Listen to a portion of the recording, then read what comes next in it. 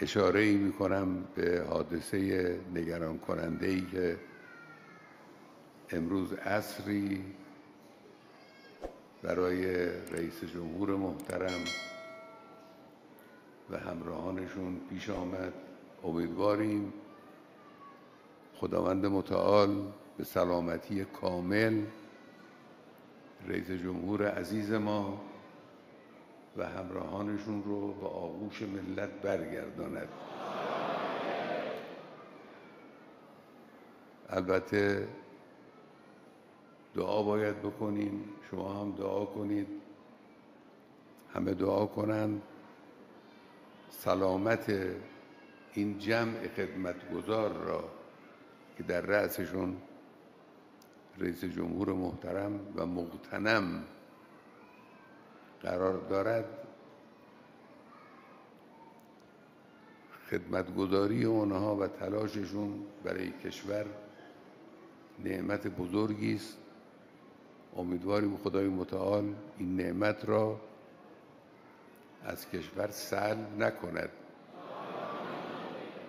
ولیکن مردم عزیزمون، چه شما که اینجا نشستید، چه کسانی که بعداً عرایض ما رو میشنوند، مطمئن باشن که هیچ اختلالی در کار کشور به وجود نمیاد. مسئولین از امروز بعد از ظهر عصر که خبر حادثه رو شنیدن، با جدیت چند برابری مشغول کارهای خودشون هستند. ما هم توصیه هایی که باید بکنیم به اون عزیزانمون توصیه کردیم.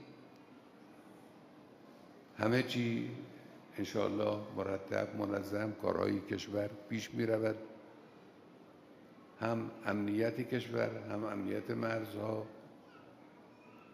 هم بقیه کارهایی که در سطح کشور به وسیله قوه مجریه باید انجام بگیرد انجام میگیره. مردم نگران نباشن، دلواپس نباشن. انشاءالله رئیس جمهور هم به دامن مردم، با آغوش مردم برمیگرده و کارها هم انشاءالله به بهترین وجهی به جریان میفته.